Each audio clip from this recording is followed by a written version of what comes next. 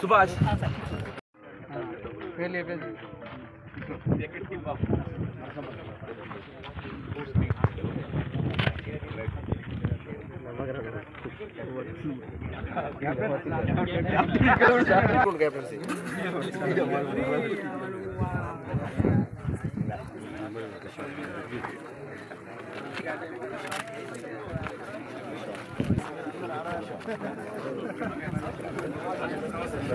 పరిచయం చేసినట్టు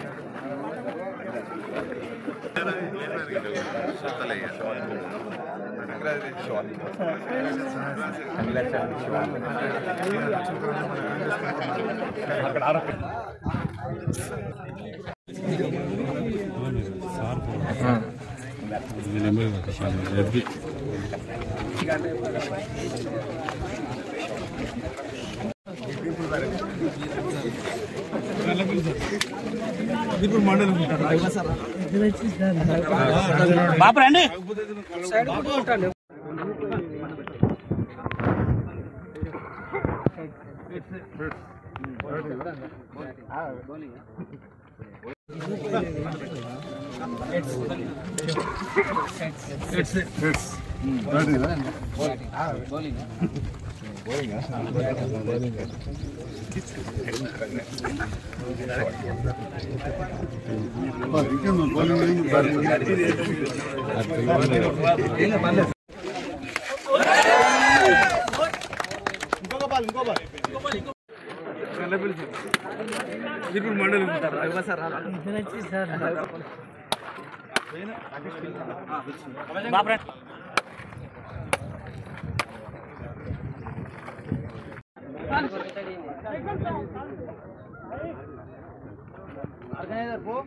ఇర్ఫాన్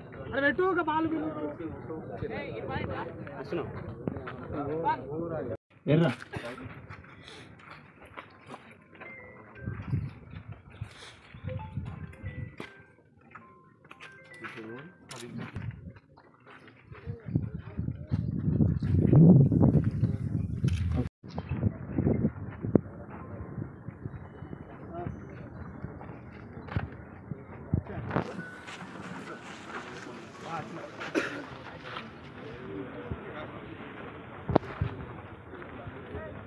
అందరు కూడా అధికారులకు పేరు పేరున హృదయపూర్వక నమస్కారాలు. ఈరోజు విలేజ్ టు విలేజ్ స్మారక క్రికెట్ టోర్నమెంట్ వినయ్ మరియు ఉమేష్ వారి స్మారకార్థం ఈ కార్యక్రమాన్ని ఏర్పాటు చేయడం జరిగింది. మరి ఈ కార్యక్రమాన్ని ఏర్పాటు చేసిన యువ మిత్రులందరూ కూడా పేరు పేరున ధన్యవాదాలు కూడా తెలియజేస్తున్నా. పెద్ద సంతోషపడే అంత విషయం కాదు, ఎందుకంటే ఆ కుటుంబాలు విషాదంలో ఉన్న విషయం మనందరూ కూడా తెలుసు. కానీ పోయిన వాళ్ళని తీసుకురాకపోయినా కానీ మరి అభినందనీయమని చెప్పి మరొకసారి ఈ సందర్భంగా తెలియజేస్తాను. క్రీడలు ఏ రకంగా మనందరినీ దగ్గర తీసుకొస్తాయి ఇక్కడ చూస్తేనే తెలుస్తూ ఉన్నది. మరి దాంతో పాటుగా యువకుడు గల్ఫ్లో చనిపోవడం గత ప్రభుత్వ హయాంలో కూడా చాలాసార్లు రిప్రజెంట్ చేస్తే అతి కష్టం మీద నేను ధర్మాజ్పేటలో ఒక గిరిజనులు బంజారా వాళ్ళు చనిపోతే, కొత్తపేటలో ఒక దళితుడు చనిపోతే ముఖ్యమంత్రి సహాయనిధి కింద కొంత డబ్బు తీసుకురావడం జరిగింది. కానీ ఈనాటి ముఖ్యమంత్రి రేవంత్ రెడ్డి గారు అన్నమాట ప్రకారం ఈ కార్యక్రమాన్ని చేసి 5 లక్షలు వచ్చే విధంగా నిర్ణయం తీసుకొని, అదేవిధంగా గల్ఫ్ కార్మికుల విషయంలో ఒక ఎన్ఆర్ఐ సెల్ కూడా ఏర్పాటు చేసిండ్రు. నేను కూడా ఇప్పుడు రేవంత్ రెడ్డి గారితో ప్రభుత్వంతో కలిసి పనిచేసే నాకు అవకాశాన్ని కొంత కలిగింది. ఆ మీటింగ్లలో కూడా నేను పాల్గొన్నా, మీరు చూసింది కావచ్చు. తప్పకుండా మీ అందరి పక్షాన మనస్ఫూర్తిగా రేవంత్ రెడ్డి గారిని, ఆ ప్రభుత్వంలో ఉన్న బాధ్యుల్ని, దీనికి ఎవరెవరైతే అంతకుముందు కూడా ముందుండి చేసిండ్రో, ప్రొఫెసర్ వినోద్ కుమార్ గారు, మన మంద భీమిరెడ్డి గారు, అప్పుడు మేము ఈ రకంగా తీసుకొస్తే ఎమ్మెల్సీ జీవన్ రెడ్డి గారు వారవంతిగా వారు చేసిన పని మన ఆప్త ఆగేది కాదు, అందరికి తెలుసు. వారందరికీ కూడా ప్రత్యేకంగా అభినందనలు తెలియజేస్తూ, మొన్న ఈ కార్యక్రమాన్ని చేసే సందర్భంలో గౌరవ మంత్రివర్యులు బీసీ శాఖ మంత్రివర్యులు పొన్నం ప్రభాకర్ గారు, ఆది శ్రీనివాస్ గారు, మిగతా భూపతి రెడ్డి గారు ఎమ్మెల్యే వారందరూ కూడా పాల్గొన్నారు. అప్పుడు నేను కూడా ఆ కార్యక్రమం పాల్గొన్నా. తప్పకుండా అతి త్వరలోనే వినయ్కి 5 లక్షలు రావాలని చెప్పుకుంటున్నాను. నా వంతులో కూడా ప్రయత్నిస్తాను. దాంతోపాటుగా ఈ ప్రాంత అభివృద్ధి నిరంతరం ఉండాలంటే ఇది వ్యవసాయాధారిత ప్రాంతం. కొంత ఫారెస్ట్ ఇష్యూ వచ్చి ఇబ్బంది అయితే నేను గౌరవ విప్ అడ్లూరు లక్ష్మణ్ కుమార్ గారికి కూడా చెప్పడం జరిగింది, తొందరగా ఇచ్చేద్దామని. అదేవిధంగా ఇప్పుడు వచ్చిన డిఓ రవిప్రసాద్ గారు మీ ప్రాంత వాసులు కూడా చాలా సుపరిచితులు. వారికి వచ్చినాకనే వారిని 2 కోరికలు నేను కోరిన. ఒకటి ఇది చేయాలి, ఎన్యూమరేషన్ తొందరగా హ్యాండ్ ఓవర్ చేయాలి. మీరు వేరే ల్యాండ్ హ్యాండ్ నగరం అనే ఒక మంచి ప్రాజెక్ట్ 2 కోట్ల రూపాయలు తీసుకొచ్చిన అంబారిపేట గుట్ట పక్కన. ఎందుకంటే ప్రజలకు తెలియట్లేదు, జైత్యాల పట్టణ ఈ 2 కొద్దిగా ముందుండి చేయాలన్నాం. ఆల్రెడీ ఎన్యూమరేషన్ ప్రారంభించినట్టు తెలిసిందంటే చెట్ల లెక్క ప్రారంభించినట్టు తెలిసింది. అది అయితేనే కొంత ల్యాండ్ కలెక్టర్గా మేము కూడా గౌరవ మంత్రివర్యులు ఉత్తమ్ కుమార్ రెడ్డి గారు కూడా పదే విన్నవించుకుంటున్నాం. కలెక్టర్గా మన జిల్లా మంత్రి గారు శ్రీధర్ బాబు గారు వచ్చినప్పుడు కూడా చెప్పడం జరిగింది, త్వరగా చేయాలని వారు కూడా ఆదేశించారు. అతి త్వరలో అది కూడా పూర్తయితే ఆశిస్తూ మరి ఈనాడు మంచి కార్యక్రమంతో చాలా వచ్చింది. కొంత లేట్గా నేను వచ్చినందుకు దయచేసి అన్యదా భావించద్దాం. వెళ్ళే ముందు కొందరు మహిళలు వివిధ కారణాల పనులతో వచ్చారు, ఇక తోసేసి రాలేకపోయినా కాబట్టి యువ సోదరులు, క్రీడాకారులు అందరి హృదయపూర్వకంగా నమస్కారాలు చెప్తూ, అంటే వాస్తవంగా స్థానికంగా మనం ఆశించినటువంటి ఒక ఉపాధి పొందలేని పరిస్థితుల్లో ఇప్పుడు విని అయితే నాకు తెలుసు మన కుటుంబం స్థానికంగా ఉపాధి పొందలేక మరి గల్ఫ్ ఉపాధి కొరకు ఏదైతే పోవటం, అక్కడ ఆకస్మికంగా గుండెపోటుతో మరణించటం, అట్లా ఉమేష్ గుడితో ప్రమాదంతో మరణించటం, ఈ 2 కూడా ఆకస్మిక మరణాలు. మన స్థానికంగా ఉపాధి అవకాశాలు అనేది ప్రధానమని చెప్పంటాం. తెలంగాణ రాష్ట్ర ఏర్పాటు ఉద్యమంలో గల్ఫ్ కార్మికులు మరి ప్రధాన పాత్ర పోషించారు. తెలంగాణ రాష్ట్రం ఏర్పాటు కాబట్టినట్టయితే స్థానికంగా ఉపాధి అవకాశాలు మెరుగవుతాయి అనే భావనతోని రాజకీయాలకు అతీతంగా ఉద్యమాన్ని సమర్థించటం, రాష్ట్రం ఏర్పాటు కాబట్టి దశాబ్ద కాలం గతంలో వీళ్ళ గల్ఫ్ కార్మికుల కుటుంబాల సహాయార్థం ఏదైతుందో, గత ప్రభుత్వం ఏదైతుందో ఈ విధమైన సహాయక చర్యలు చేపట్టకపోవటం, ఇవాళ కూడా ఏదైతుందో నాకు తెలిసి గ్రామీణ ప్రాంతాలలో దాదాపు ఒక 10% గల్ఫ్ లో ఉపాధి పొందుతున్నాం. అది ఏ గ్రామం కానీ చెప్పంటున్నా.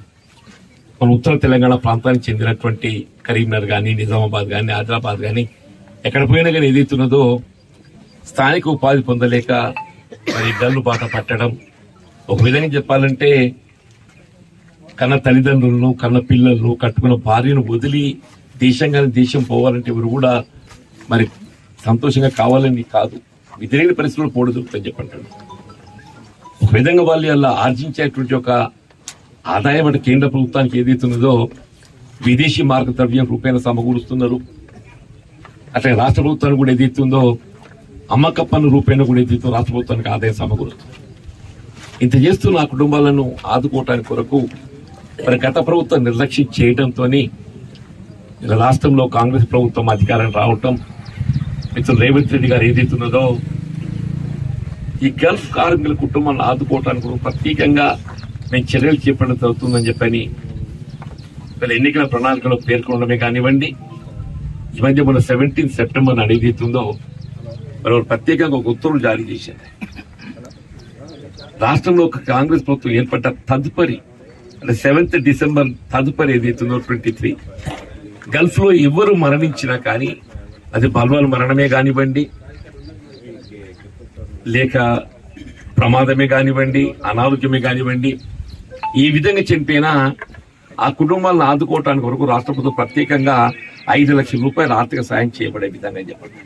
కార్మిక కుటుంబాల కొరకు ప్రత్యేకంగా సంక్షేమ కార్యక్రమాల అమల్లో ఏదైతుందో ప్రాధాన్యత ఇవ్వబడే విధంగా వాళ్ళ పిల్లలకు గురుకుల ఆశ్రమ పాఠశాలలో విద్యా బోధన సదుపాయమే గాని, వైద్య సదుపాయ నిమిత్తమే గాని, గృహ నిర్మాణ కార్యక్రమంలో ప్రాధాన్యత కల్పించడమే గాని, తిరిగి వచ్చేటువంటి ఒక గల్ఫ్ కార్మికులు ఎవరున్నా గానీ వారి ఇక్కడ స్థిరపడటానికి వారి సెల్ఫ్ ఎంప్లాయ్మెంట్ ప్రాధాన్యత ఇవ్వబడే విధంగా కూడా అందులో పొందుపరచ జరిగిందని చెప్పండి. ఇంకా కూడా ఇతర కేరళ రాష్ట్రంలో దీనికి ప్రత్యేక గుర్తింపు ఉంది. అక్కడ కూడా దీన్ని పరిశీలించి ఇంకే విధంగా చర్యలు చేపడితే బాగుంటుందో కూడా గమనించే విధంగా కమిటీ కూడా వేయబోతుంది. అంటే నేను అనేది ఏదైతుందో గల్ఫ్ విధి లేని పరిస్థితిలో పోవడం దొరుకుతుంది. పోయినటువంటి కుటుంబాలకు ప్రభుత్వం అండగా ఉండాలి. ఆ ఆలోచనతో ఇవాళ ప్రభుత్వం నిర్ణయం తీసుకున్నందుకు నేను రాష్ట్ర ప్రభుత్వం గౌరవ ముఖ్యమంత్రి గారికి అభినందనలు చెప్తున్నాను. మిత్రుడు నారాయణ గారు నా దగ్గర మిత్రుడు మీరు ఆదుకుంటూ చెప్పాను. నేను తప్పకుండా మీ కుటుంబాన్ని ఆదుకోవడానికి కూడా ప్రభుత్వం అండగా నిలుస్తుందని చెప్పాను. నేను వినయ్ గురించి తప్పకుండా ప్రభుత్వం అండగా నిలుస్తుంది. అట్లాగే ఇతర మిత్రుడు కూడా ప్రమాదంతో చనిపోయాడు కాబట్టి ఉమేష్ అతనికి ఇన్సూరెన్స్ ద్వారా మన ప్రమాదం ఏ విధంగా జరిగింది ఏంటి ఆ క్లెయిమ్ కూడా చేసుకోవచ్చు. ఇతరత్ర కుటుంబాలను ఆదుకోవడానికి కొరకు సంక్షేమ కార్యక్రమంలో ప్రాతిపడుతుంది. ఈ విధమైనటువంటి క్రీడలు ఒక విధంగా క్రీడలకు ఇది రాజకీయాలకు అతీతంగా నిర్వహింపజేసుకుంటాం. వాస్తవంగా వాళ్ళు ఉన్న దాంట్లో రాజకీయాలకు అతీతంగా నిర్వహింపబడేది, కుల మతాలకు అతీతంగా నిర్వహింపబడేది కేవలం క్రీడలు ఆటల పోటీలు అని చెప్పక తప్పదండి. మరి క్రికెట్ టోర్నమెంటే ఒక విధంగా మనలో స్నేహ భావన పెంపొందిస్తాం. ఈ శారీరకంగా దృఢత్వము, మానసిక వికాసం ఇవన్నీ ఉంటాయి. వాటితో పాటుగా మనలో ఒక విధమైనటువంటి ఒక మైత్రి బాంధవ్యాలు, సంబంధాలు ఇప్పుడు మొత్తం బీర్పూర్ మండలాన్ని ఒక వేదికకి తీసుకెళ్తున్నటువంటి ఒక నర్సింపల్లి క్రికెట్ అసోసియేషన్ మిత్ర బృందాన్ని మరొకసారి అభినందిస్తున్నాం. మీరు చేపట్టినటువంటి ఒక ఈ క్రికెట్ టోర్నమెంట్ సఫలీకృతం కావాలని చెప్పని ఇందులో పాల్గొనేటువంటి క్రీడాకారులు అందరూ కూడా ఒక స్పోర్టివ్గా ఏదైతే ఉందో గెలవాలనే తాపత్రయంతో పాల్గొన్నా కానీ ఇది ఒక క్రీడ కాబట్టి ఇది స్ఫూర్తిగా పాల్గొని మరి అందరూ కూడా ఇది జయప్రదం కావాలని చెప్పని కోరుతూ ఇందులో పాల్గొనే అవకాశాన్ని కల్పించినందుకు నేను హృదయపూర్వకంగా ధన్యవాదాలు చెప్తూ సెలవు తీసుకుంటున్నాను. జై హింద్.